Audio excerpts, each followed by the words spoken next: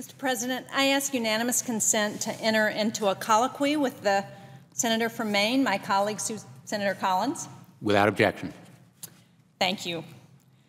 We're here today, Senator Collins and I, because we agree that we must take action in this body and in this Congress to avoid sequestration. Sequestration is a term we've all been throwing around, and it refers to the automatic cuts that is scheduled to take effect on March the 1st. Those cuts were designed to force Congress to make a tough decision and to take comprehensive action on our debt and deficits.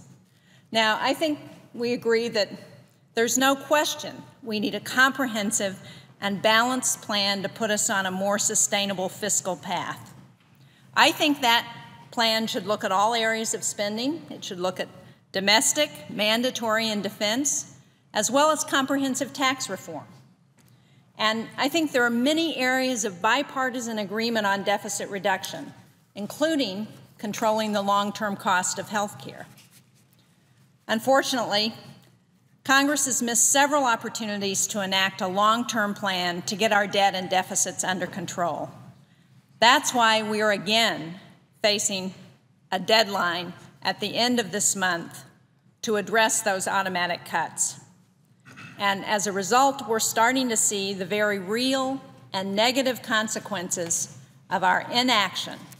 We're seeing it on our national security. We're seeing it on our economy as businesses and agencies alike begin to prepare for the automatic cuts under sequestration. Earlier this week, Senator Collins and I, actually it was last week, Senator Collins and I wrote to the leadership in the Senate, urging bipartisan action on sequestration and the need to find a better approach. In our letter, we talked about the impacts that we're starting to see in New Hampshire and Maine, including the threat to jobs and to our national security and to the Portsmouth Naval Shipyard, which is critical not only to New Hampshire and Maine, but also to this country's national security.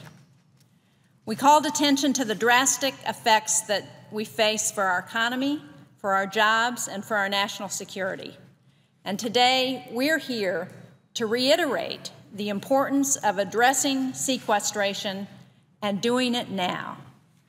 I want to thank the senior senator from Maine, my colleague, for joining me here today to talk about this important issue. And I'm looking forward to hearing her remarks. I know it's something that she cares about as much as I do, and as much as I think most of the members of this chamber care about. Mr. President. The senator from Maine. Thank you, Mr. President. First, let me say that I'm very pleased to join with my friend and colleague from New Hampshire to speak out against the indiscriminate meat axe cuts known in Washington as sequestration that are scheduled to take effect in just 2 weeks' time. We simply must take action to avoid this self-inflicted harm to our economy and to our national security. But what I find inexplicable is a growing acceptance that sequestration is going to go into effect, despite the fact that virtually everyone should concede that across-the-board cuts where we don't set priorities do not make sense. There are good programs that deserve to be preserved. There are programs that have outlived their usefulness and should be eliminated. And then there are programs that could be cut and reduced. But that's not the approach we're taking. We're not going through the budget in a careful way, identifying programs that could be eliminated or reduced, setting priorities and making investments. No, we're allowing to go into effect across-the-board cuts that fall disproportionately on the Department of Defense. And indeed, we're already seeing the effects of of these cuts on our military because each of the military services has begun planning for the likelihood of deep budget cuts. The Navy is preparing for a civilian hiring freeze and cutting workers at shipyards and base operating support facilities. Now, Mr. President, I want to be clear exactly who these employees are. These are the nuclear engineers, the welders, the metal trades workers, repairing submarines and ships at the Navy's 4 public shipyards, including the Portsmouth Naval Shipyard in my home state of Maine, which employs half of its workforce from my colleague state of New Hampshire. I know that the senior senator from New Hampshire shares the concern about this particular installation on the border we share. But of course, the damage of sequestration extends far beyond just one installation or 2 states. Just this morning, I was over at the Pentagon, and I took advantage of the opportunity to sit down with the Navy's top shipbuilding official to discuss what the impact of sequestration would be for our naval fleet. Well, one example we've already seen. The Navy will keep the USS Abraham Lincoln, a nuclear-powered aircraft carrier, in port rather than repairing and deploying it. Across the fleet, the Navy is being forced to reduce deployments, maintenance, and overhauls for critical repairs. When we look at the shipbuilding budget, it is evident that sequestration and the continuation of a partial year funding resolution, known as the continuing resolution, would be absolutely devastating for our Navy, for shipbuilding, and for our skilled industrial base. And that includes Bath Iron Works in Maine, which I'm so proud of, which builds the best destroyers in the world. And this has consequences, not only for our workforce, but also for our national security. It's important to note that Secretary Panetta has made clear that allowing these sweeping cuts to go into effect would be, quote, devastating, in his words, and would badly damage the readiness of the United States military. The fact is, defense has already taken a huge reduction in future spending. The defense budget has been cut and slated to be cut by $460 billion over 10 years, and that is before sequestration. When this number is added to the defense cuts scheduled to begin on March 1st, we are looking at an enormous impact on our national security. Now, it's important to recognize that we're not saying that the national debt is not a problem. Certainly, when you have a $16.4 trillion debt, that is not sustainable. And the national debt is a security concern in its own right. Just last year, in 2012, the federal government spent $223 billion in interest payments alone. That means we're spending more on interest on the national debt each month than we spend in an entire year on naval shipbuilding and the Coast Guard budget. Just think about that. The interest payment in 1 month exceeds the entire Coast Guard budget and the entire budget for shipbuilding in the Navy. And the estimates are, by the middle of this decade, not some distant year, our interest payments to China, our largest foreign creditor, at $1.2 trillion, will be covering the entire cost of that communist country's military. Think of the horrific irony of that. At the same time that America is bound by treaties to defend our allies in Asia against Chinese aggression, the American taxpayers are bankrolling the threat through the interest payments that we are paying to the Chinese. Now, Mr. President, neither the senator from New Hampshire or I are saying that the Pentagon should be exempt from budget scrutiny or even future cuts, but the disproportionate impact that sequestration would have on our troops, on our national security, is dangerous, and it must be averted. And the department cannot continue to operate on a continuing resolution that increases costs, prevents long-term planning, and makes it impossible for the department to function effectively. I would yield to my colleague from New Hampshire to expand on some of these points, and then we will talk further about the impact. Thank you, Senator Collins, and thank you for really laying out what we're seeing in terms of the potential impact of those automatic cuts. I mean, the comment and the statistic you had about China and what they're going to be able to do with the money that we're paying them is really eye-opening and scary. You know, you talked about some of the impacts that we're beginning to see at the Portsmouth Naval Shipyard. And as you pointed out, it's something very important both to Maine and New Hampshire. It employs about 4,000 workers, almost evenly split between our two states.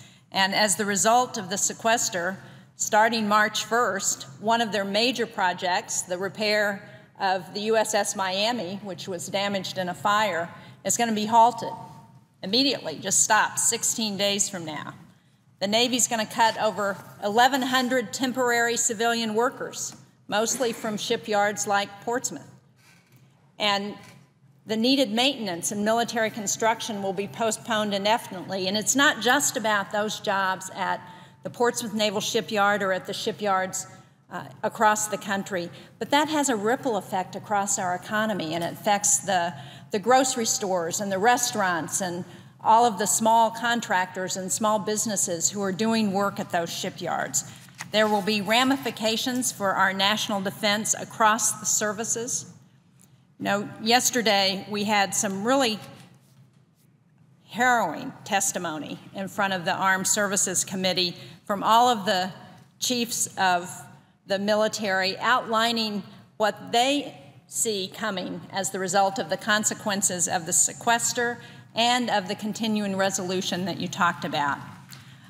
DoD-wide, so across the department, they expect to lay off a significant portion of the 46,000 temporary and term employees. All services and agencies will likely have to furlough most DoD civilian employees for up to 22 working days. I mean, imagine that. That's a whole month of paychecks that those workers are not going to have to support their families, to be able to spend into the economy, and that's going to have a huge impact. It's possible that DoD might not have enough funds to pay for TRICARE, for health care coverage for our veterans through the end of the fiscal year. And as we saw on the front pages of the paper this week, the department delayed the deployment of the USS Harry Truman, the carrier strike group that was headed to the Persian Gulf.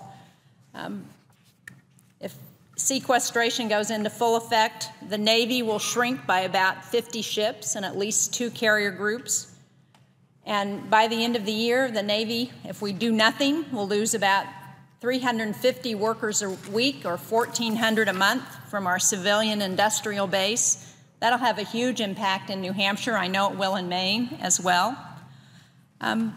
So there are real significant impacts, as you pointed out, on the defense industry, on this country's national security, and on the domestic side of the budget. It's already starting to have ramifications on our economy and job growth. We saw in the last quarter of 2012 that our economy contracted for the first time since 2009, and much of that decline was was due to sharp reductions in government spending in anticipation of the sequester coming into effect. We saw it in New Hampshire, in some of our businesses that are dependent on government contracts, particularly in the defense industry. So our failure to act is not only irresponsible, but it's beginning to have a real impact in slowing down this economy. It's simply unacceptable that we are not addressing this. We need to act. If we let the sequester go into effect, we stand to lose, according to the Congressional Budget Office, up to 1.4 million jobs. And a recent forecast from macroeconomic advisors suggests that sequestration would reduce our gross domestic product by 0.7 percentage points this year. We can't risk putting our economic recovery in jeopardy with these indiscriminate cuts. They're going to have an impact on research and education, vital to our ability to grow this economy and remain competitive. The National Institutes of Health would face a $2.5 billion cut. They would have to halt or curtail scientific research, including needed research into cancer and childhood diseases. The Centers for Disease Control and Prevention would see a $464 million cut. State and local communities would lose billions in federal education funding for Title I, for special education grants, and for other programs. And as many as 100,000 children will lose their places in Head Start. 25,000 teachers could lose their jobs, and we will see those impacts immediately in Maine and New Hampshire. And I want to turn it back to you, Senator Collins, to share what you're seeing in Maine. Thank you, Mr. President. First, I want to commend the senator from New Hampshire for broadening the debate and reminding all of us of the macroeconomic impact as well as the impact on our two states. In Maine, the estimate is that Maine's defense industry, that includes not just the Portsmouth Naval Shipyard and Bath Iron Works and our Pratt & Whitney plant, but a lot of smaller contractors and suppliers, that as many as 4,000 jobs could be lost as a result of sequestration. Think about that. That means that, as you pointed out, these are people who are supporting their families, who are supporting other businesses in the community. The impact, the ripple effect is just devastating. That's why it does not surprise me that the Congressional Budget Office has pointed to sequestration as a primary cause for the slow growth that we've seen already, and that CBO projects that our economy would grow at a faster rate, at 2%, if we averted sequestration. And these aren't meaningless numbers. They affect real people. The estimates are that we would lose between 1.4 and 2 million jobs if this is allowed to go into effect nationwide. And it's also a failure on the part of Washington to make decisions. If we're going to allow these mindless, indiscriminate cuts to go into effect, why are we here? We might as well have computers or robots making decisions for us. Our job is to do the hard, painful work of setting priorities and making decisions. And that's why I am so frustrated by the approach that we appear on the verge of taking. And the senator from New Hampshire made some very important points. Well, the Department of Defense would take a disproportionate impact from sequestration, and I'm extremely concerned about that. There are other important programs that would be affected as well. The superintendents groups in Maine have met with me and talked about what it would mean for school children in Maine if halfway through the school year, more than halfway through the school year, all of a sudden they get a reduction in Title I money that goes to low-income schools, in special education grants, in other important programs, such as Head Start, the TRIO programs, which helps low-income and first-generation students attend and excel in college. Think about the low-income home energy assistance program, biomedical research that is so critical, cuts in the FAA workforce that could reduce air traffic control, disrupting air traffic during the busy summer months. The list goes on and on. Essential education, healthcare, research, transportation programs that deserve support, that don't deserve to all be treated the same. And again, I want to emphasize that we recognize that spending must be cut and that the debt at $16.4 trillion is way, way out of control. That amounts to something like $52,000 for each man, woman, and child in this country. We are committed to seeking pragmatic solutions through compromise and to avoiding this devastation of our economy and our national security. We recognize that we have to look at all areas of spending and that we need to overhaul our tax code and make it more pro-growth, simpler, and fairer. If ever there were a moment when members of Congress and the President should put aside their politics for the greater good of the nation, now is the time. So I, for one, want to thank the senator from New Hampshire for caring so much about this issue, and we have agreed to work together and continue to work together to address this. These automatic cuts were never supposed to take effect. I remember being told, don't worry, it's never going to happen. It's too unpalatable. It'll just never occur.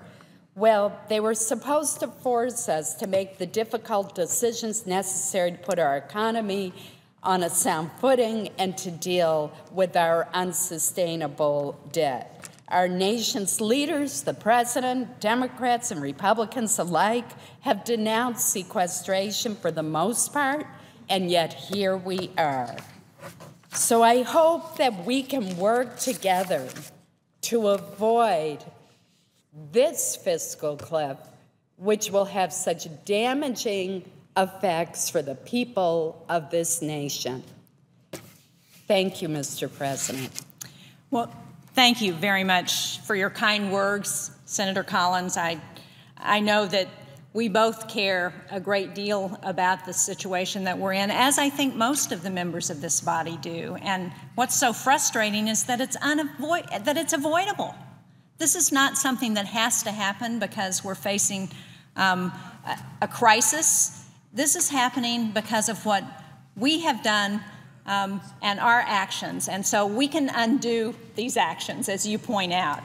And I share your belief that we need a comprehensive solution. We've got to look at all aspects of the budget, that we need to look at domestic, defense spending, mandatory programs, and we need to look at revenues, comprehensive tax reform. That's a way that we can address that. And there are areas of bipartisan agreement that we ought to be able to take action on right away.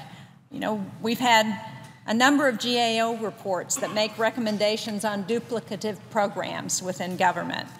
We're already working to control the long-term costs of health care, to close tax loopholes, and on defense spending, we all know that there are still reforms that can be done. As you pointed out, we can get better fiscal controls. We can end some of the fraud and abuse in contracting. You know, that's just the beginning of a list that I'm sure if we all dedicated ourselves to coming up with a compromise on how we avoid the sequester, we could do that. And We should not delay, because our failure to resolve this issue is having damaging effects on our economy, and it's only going to get worse if we don't find a solution. So again, I thank you, Senator Collins, for your commitment to address this challenge that we face, for your willingness to come down and engage with me, and for us to work together along with our colleagues to try and get a resolution so we don't have these devastating cuts go into effect.